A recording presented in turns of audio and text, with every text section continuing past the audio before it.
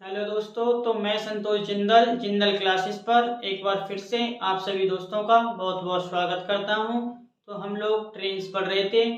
Trains का part 1 और part 2 हम पहले ही कर चुके हैं। अगर आपने अभी तक पार्ट 1 और पार्ट 2 नहीं देखा है तो मैं पार्ट 1 और पार्ट 2 का लिंक नीचे डिस्क्रिप्शन में दे दूंगा, आप वहां से जाकर देख सकते हो। आज हम करेंगे ट्रेन का पार्ट 3। तो आज ट्रेन पूरी तरह से कंप्लीट हो जाएगा। तो चलिए फिर बिना किसी देरी के स्टार्ट करते हैं इस मजेदार सी क्लास को। एक बहुत आसान सा क्वेश्चन आप लोगों के सामने क्या दे रखा है इस क्वेश्चन में। A train moving at a rate of 36 kilometre per hour crosses a stationary man and 10 second. एक रेलगाड़ी जो कि 36 किलोमीटर प्रति घंटे की चाल से चल रही है 10 सेकेंड में किसी एक आदमी को पार करती है जो कि खड़ा हुआ है। It will cross a platform 55 metre long in. तो हमें बताना है 55 मीटर लंबे एक प्लेटफॉर्म को ये ट्रेन कितने समय में पार करेगी। ऑप्शन देखिए, 6 सेकेंड, 7 सेकेंड, 15 से 1/2 सेकेंड यानी 15.5 सेकेंड और 5.5 सेकेंड। अब देखिए, आपको इस क्वेश्चन को करने के लिए पेन और पेपर किसी की भी जरूरत नहीं है। अगर हम कॉमन सेंस लगाएं तो एक प्लेटफॉर्म को क्रॉस करने के लिए ट्रेन को अपनी खुद की लेंथ के साथ साथ प्लेटफॉर्म की लेंथ भी चलनी होती है, जबकि एक आदमी को क्रॉस करते टाइम केवल अपनी खुद की लेंथ के बराबर दूरी चेक करनी होती है। तो हम देखें तो जो इस प्लेटफॉर्म को, इस ट्रेन को अगर पार करना तो इसको 10 सेकंड से ज्यादा का समय लगना चाहिए। अब देखिए, अगर सारे ऑप्शंस देखे जाएं तो ऑप्शन सी को छोड़कर किसी भी ऑप्शन में जो समय दिया है वो 10 सेकंड से ज्यादा नहीं है। तो बिना सॉल्व किए हम कह सकते हैं कि इस प्लेटफॉर्म को क्रॉस करने के लिए इस ट्रेन को 15.5 सेकंड लगेंगे। अब देखिए करेंगे कैसे इस क्वेश्चन को। मेथड देखा जाए तो ट्रेन की जो स्पीड है वो दी हुई है 36 किलोमीटर पर आवर। इसी को अगर मैं मीटर पर सेकंड में करूं तो हो जाएगा 36 गुणा 5/18 जो कि हो जाएगा 10 मीटर पर सेकंड। ट्रेन की स्पीड 10 मीटर पर सेकंड है। अब देखिए, इसने इस आदमी को पार करने के लिए 10 सेकंड लिए हैं, तो हम कह सकते हैं 10 सेकंड में इस स्पीड से ये कितनी दूरी तय करती है अपनी लेंथ के बराबर। तो मैं कह सकता हूँ ट्रेन की लेंथ कितनी है 10 गुणा 10 जो कि हो जाएगी 100 मीटर। अब देखिए, प्लेटफॉर्म की लेंथ दी हुई है 55 मीटर। जब ये ट्रेन प्लेटफॉर्म को क्रॉस करती है तो हम टाइम कैसे निकालते हैं, LT ट्रेन की लेंथ प्लेटफॉर्म की लेंथ अपॉन ट्रेन की स्पीड। ये कितनी हो जाएगी, ट्रेन की लेंथ है 100 मीटर, प्लेटफॉर्म की लेंथ 55 मीटर बटे 10 हो जाएगा 155/10। तो यहाँ से आएगा ये 15.5 सेकेंड जो कि हमने बिना सॉल्व किए ही बता दिया था। चलिए अब नेक्स्ट क्वेश्चन देखते हैं। इस क्वेश्चन को देखिए क्या दे रखा है इस क्वेश्चन में। A train covers a certain distance in 210 minute at a speed of 60 kilometre per hour. एक कोई रेलगाड़ी जो कि 60 किलोमीटर प्रति घंटे की चाल से चल रही है एक दूरी को 210 मिनट में तय करती है। The time taken by the train to cover the same distance at a speed of 80 kilometre per hour. हमें बताना है यही ट्रेन उस दूरी को 80 किलोमीटर प्रति घंटे की चाल से कितने समय में तय करेगी। अब देखिए, क्योंकि डिस्टेंस सेम दी हुई है तो हम कह सकते हैं कि डिस्टेंस जब सेम रहती है समय का अनुपात चाल के अनुपात के उल्टा हो जाएगा। तो देखिए कैसे करेंगे। देखिए 210 मिनट का मतलब क्या हो जाएगा, ये हो जाएगा 3 घंटे 30 मिनट। मतलब इस ट्रेन को 3.5 घंटे लगते हैं। अब देखिए, पहले स्पीड 60 किलोमीटर प्रति घंटे थी, अब स्पीड हो गई है 80 किलोमीटर प्रति घंटे। क्योंकि समान दूरी के लिए चाल बढ़ गई है तो अब क्या होगा, जो समय लगेगा वो क्या लगेगा, 3.5 घंटे से कम लगेगा। 3.5 घंटे से कम लगेगा मतलब ऑप्शन सी नहीं हो सकता, ऑप्शन ए नहीं हो सकता। अब देखिए, इन दोनों ऑप्शंस में से कोई एक ऑप्शन होगा, दो ऑप्शन हमारे एलिमिनेट हो गए। देखिए कैसे करेंगे इस क्वेश्चन को। क्योंकि यहाँ पे डिस्टेंस क्या दी हुई है, कांस्टेंट, तो हम कह सकते हैं जो स्पीड का रेशियो है, स्पीड का रेशियो वो किसके बराबर हो जाएगा, टाइम के रेशियो के उल्टा। मतलब ये S1/S2 था, तो ये हो जाएगा T2/T1। अब देखिए S1 ट्रेन की पहली चाल कितनी दी हुई है, 60 किलोमीटर प्रति घंटा। दूसरी चाल 80 किलोमीटर प्रति घंटा है। देखिए T2 सेकंड कंडीशन में जो टाइम लगेगा वो हमें निकालना है। T1 इस क्वेश्चन में दिया हुआ है 210 मिनट।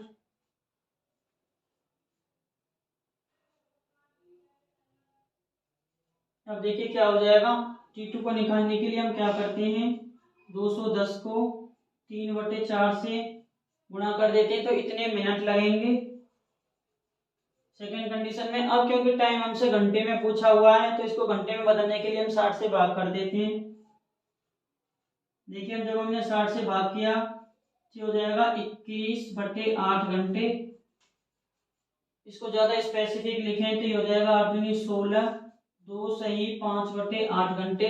तो इस ट्रेन को 80 किलोमीटर प्रति घंटे की चाल से इस दूरी को तय करने के लिए 2 सही 5/8 घंटे लगेंगे, जो कि ऑप्शन बी में दिया हुआ है। चलिए बहुत अच्छे से ये क्वेश्चन आपको समझ में आया होगा। चलिए नेक्स्ट क्वेश्चन करते हैं। क्या दे रखा है इस क्वेश्चन में, a train passes two bridges of length 800 meter and 400 meter in 100 seconds and 60 seconds respectively. The length of train is। तो क्या दिया है क्वेश्चन को, देखिए हिंदी में पढ़ देता हूँ। एक रेलगाड़ी दो पुलों को जिनकी लंबाई 800 मीटर और 400 मीटर है क्रमशः 100 सेकंड और 60 सेकंड में पार करती है। तो हमें बताना है कि उस रेलगाड़ी की लंबाई क्या है। देखिए कैसे करेंगे इस क्वेश्चन को। अगर मैं लंबाई की बात करूं, 800 मीटर के ब्रिज को ये क्रॉस करती है 100 सेकंड में, 60 सेकंड में ये पार करती है 400 मीटर लंबे ब्रिज को। और देखिए इन दोनों का डिफरेंस निकालूं, ये माइनस कर दूं तो हो जाएगा 100 में 60 के 40, तो 40 सेकंड में ये ट्रेन कितना चलती है, 800 में से 400 गए तो 400 मीटर। ये ट्रेन 40 सेकंड में 400 मीटर की डिस्टेंस कवर करती है। अब देखिए हमें दिया हुआ है 60 सेकंड में ये 400 मीटर लंबे ब्रिज को पार करती है। जब ब्रिज को पार करेगी तो देखिए क्या कंडीशन होगी। ये सपोज कीजिए ब्रिज, ये ब्रिज है, ये ट्रेन, ये क्रॉसिंग की पोजीशन है। अब देखिए इसको कितनी लेंथ चलनी होती है, कितनी डिस्टेंस कवर करनी होती है, ये डिस्टेंस इसको कवर करनी होती है। देखिए ब्रिज की लेंथ प्लस में इस ट्रेन की खुद की लेंथ। अब देखिए इस टोटल के लिए जिसने टोटल टाइम लिया वो लिया है 60 सेकंड इस ब्रिज को पार करने के लिए। यहाँ से हमें पता है 40 सेकंड में ये कितना चलती है, 400 मीटर। तो हम कह सकते हैं 60 - 40, 60 - 40। देखिए फिर से समझिए, इस टोटल के लिए इसने टाइम लिया है 60 सेकंड, 40 सेकंड में ये चलती है 400 मीटर। तो जो बाकी के 20 सेकंड बच गए, 60 - 40, उस 20 सेकंड में ये ट्रेन क्या करती है, खुद की लंबाई के बराबर दूरी को तय करती है। क्योंकि ये ब्रिज 400 मीटर का है तो 40 सेकंड में इस ब्रिज के बराबर लंबाई चलती है ये ट्रेन, और 20 सेकंड में अपनी लंबाई के बराबर दूरी को तय करती है। तो हम कह सकते हैं कि 20 सेकंड में ये ट्रेन जितनी दूरी तय करती है वही किसके बराबर है, उस ट्रेन की लेंथ के बराबर। अगर मैं दोनों तरफ 2 से भाग कर दूं तो हो जाएगा 200 मीटर। तो उस ट्रेन की जो लंबाई है वो कितनी है, 200 मीटर। बहुत आसानी से ये क्वेश्चन हो गया। देखिए दोबारा समझिए, 100 सेकंड में ये ट्रेन 800 मीटर की ब्रिज को पार करती है, 60 सेकंड में ये ट्रेन 400 मीटर की ब्रिज को पार करती है। अगर मैं इन दोनों को टाइम का डिफरेंस निकालूं तो हो जाएगा 40 सेकंड में ये ट्रेन 400 मीटर चलती है। अब देखिए ब्रिज की क्रॉसिंग पोजीशन, ये ब्रिज 400 मीटर का, जब ये ट्रेन इस ब्रिज को क्रॉस करेगी तो इसको इस ब्रिज की लंबाई प्लस इस ट्रेन की खुद की लंबाई के बराबर दूरी तय करनी है, जिसके के लिए ये 60 सेकंड का समय लेती है। अब देखिए अभी अभी हमने निकाला है कि 40 सेकंड में 400 मीटर डिस्टेंस चलती है, मतलब ब्रिज की लंबाई के बराबर दूरी 40 सेकंड में। बाकी जो 20 सेकंड बच गए उसमें कितना ट्रेन खुद की लंबाई के बराबर दूरी तय करती है। तो हम कह सकते हैं 20 सेकंड में ट्रेन जितनी दूरी तय करेगी वही क्या होगा, उस ट्रेन की लंबाई होगी। तो यहाँ से हमने निकाल दिया कि 20 सेकंड में वो ट्रेन 200 मीटर चलती है और यही इस ट्रेन की लंबाई भी है।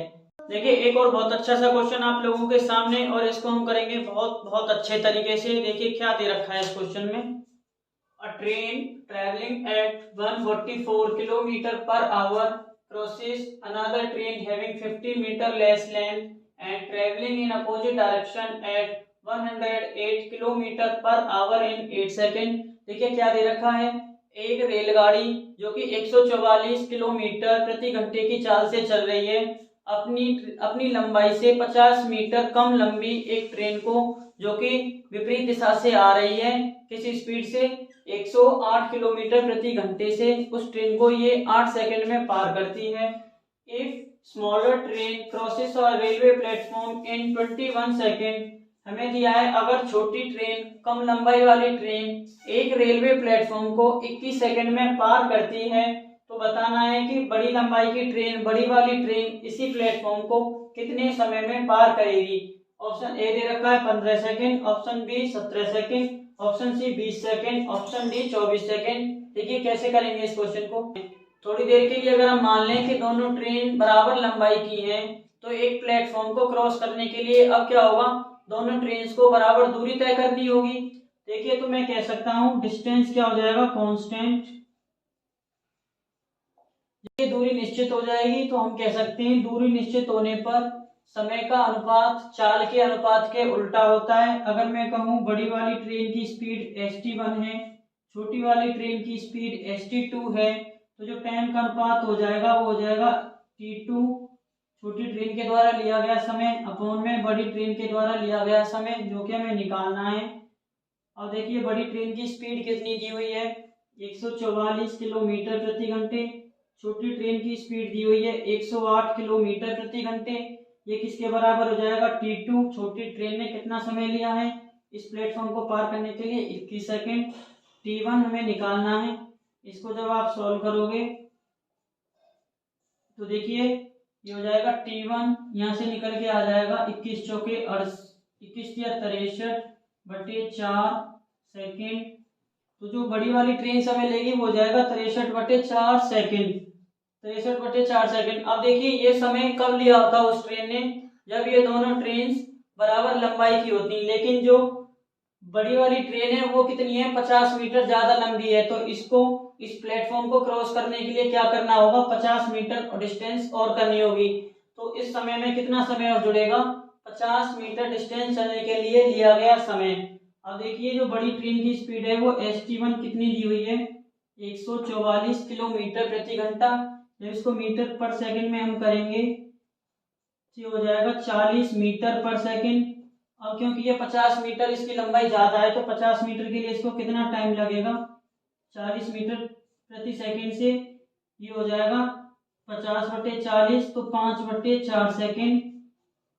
अब देखिए एक्चुअल टाइम इस प्लेटफॉर्म को क्रॉस करने के लिए बड़ी वाली ट्रेन को कितना लगेगा, ये लगेगा t + t1, जो कि किसके बराबर हो जाएगा, 5/4 + 63/4, ये हो जाएगा 68/4, जो किसके बराबर हो जाएगा 17 सेकंड के।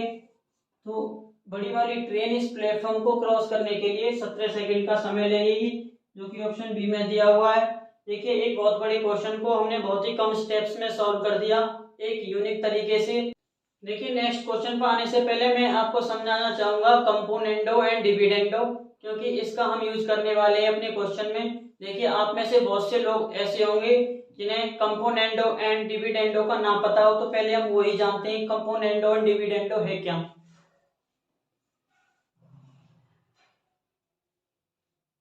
तो देखिए कंपोनेंडो एंड डिविडेंडो को समझते हैं बहुत आसान से तरीके से। देखिए अगर ये दो रेशियो हैं a/b और ये बराबर दिया हुआ है c/d के, अगर दो रेशियो बराबर दिए हुए हैं तो कंपोनेंडो एंड डिविडेंडो हम क्या करते हैं, एक बार a में इस b को प्लस कर देंगे और एक बार a में से इस b को माइनस कर देंगे। तो हम लिखते हैं यूजिंग, शॉर्ट में इसको कहते हैं C&D, कंपोनेंडो एंड डिविडेंडो। तो क्या हो जाएगा, एक बार ये हो जाएगा a + b, दूसरी बार हो जाएगा a - b। जो प्रोसेस हमने लेफ्ट साइड में किया है वही हम राइट साइड में करते हैं, तो इधर हो जाएगा c + d upon c - d, और ये दोनों रेशियो भी एक दूसरे के बराबर होंगे।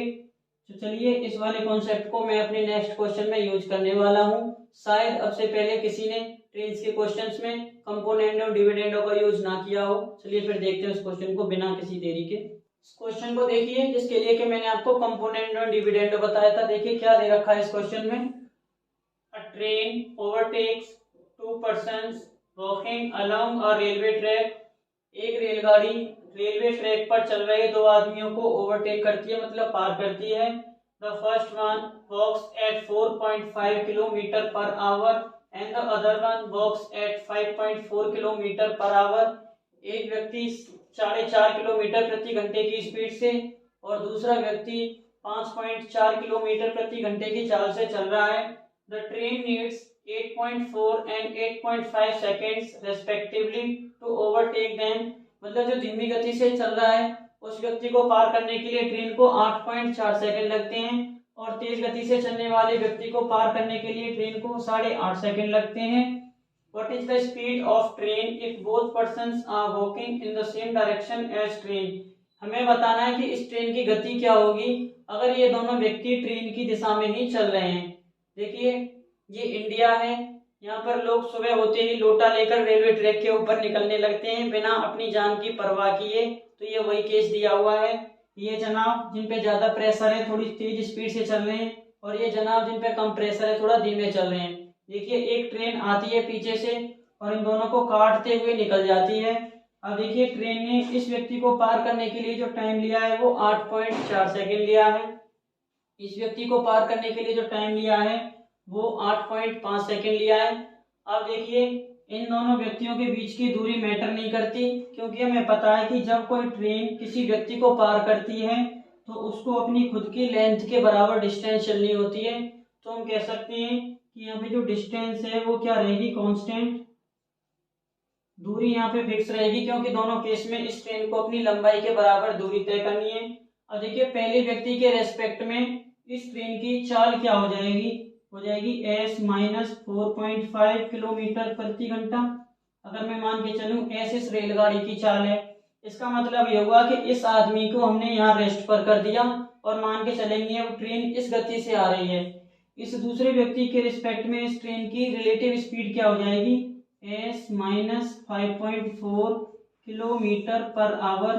क्योंकि दूरी क्या है यहाँ पर निश्चित है तो हम कह सकते हैं समय का अनुपात चाल के अनुपात के उल्टा होता है। तो हम कैसे लिखेंगे, s minus 4.5 upon s minus 5.4।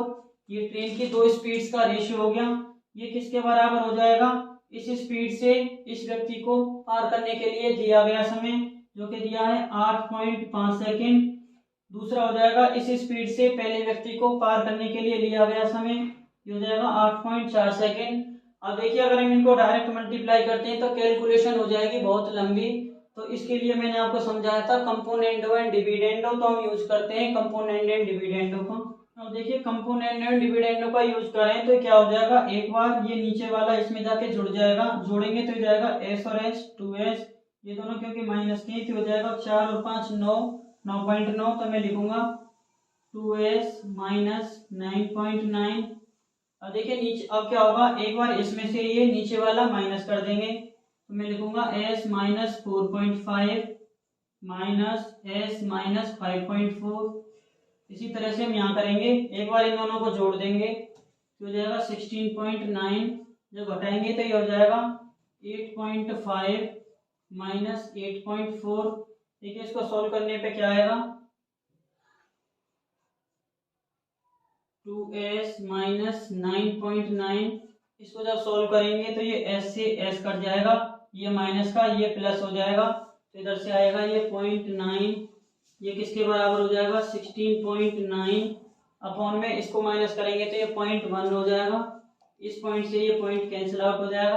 अब हम क्या करते हैं, दोनों को क्रॉस मल्टीप्लाई कर देते हैं तो जाएगा 2s माइनस 9.9, ये किसके बराबर हो जाएगा 9 से जब इसको गुणा करेंगे तो ये आएगा 152.1। अब देखिए 2s की वैल्यू मैं निकालूं तो ये इधर जाके प्लस हो जाएगा तो मैं लिख सकता हूँ 2s इक्वल्स टू 162। इन दोनों को जब हम प्लस करेंगे तो s की वैल्यू कितनी आ जाएगी, 2 से मैं इसको डिवाइड कर देता हूँ, आ जाएगी 81 किलोमीटर प्रति घंटा। तो देखिए जो रेलगाड़ी की चाल है वो कितनी आ गई, 81 किलोमीटर प्रति घंटा, जो कि ऑप्शन डी में दी हुई है। तो बहुत आसानी से हमने इस डिफिकल्ट से क्वेश्चन को कर लिया। देखिए, अगर आप इसको कंपोनेंडो डिविडेंडो से यूज नहीं करते तो आपको इस क्वेश्चन को करने के लिए बहुत ज़्यादा टाइम लग जाएगा। इसी के लिए मैंने आपको ये कंपोनेंडो डिविडेंडो बताया था। एग्जाम हॉल में हमारा एक एक सेकंड बहुत कीमती होता है, तो हमें फोकस करना है कि हम कैसे टाइम की सेविंग कर सकते हैं। तो ट्रेन्स आज कंप्लीट हो गई। ट्रेन्स में हमने बहुत अच्छे अच्छे क्वेश्चंस डिस्कस किए। 3 क्लास के अंदर हमने ट्रेन्स को पूरी तरह से फिनिश कर दिया। अब देखिए, नेक्स्ट क्लास में हम एक नया टॉपिक लेकर आएंगे। तब तक के लिए आप बहुत अच्छे से इस टॉपिक को रिवाइज कीजिए। आप अगर चैनल पे नए हो तो चैनल को सब्सक्राइब कर लीजिए। चैनल पर मैंने हर टॉपिक की प्लेलिस्ट बनाई हुई है, तो आप चैनल को विजिट करके अपनी तैयारी को मजबूत कर सकते हो। चलिए फिर मिलते हैं नेक्स्ट वीडियो में। Bye bye.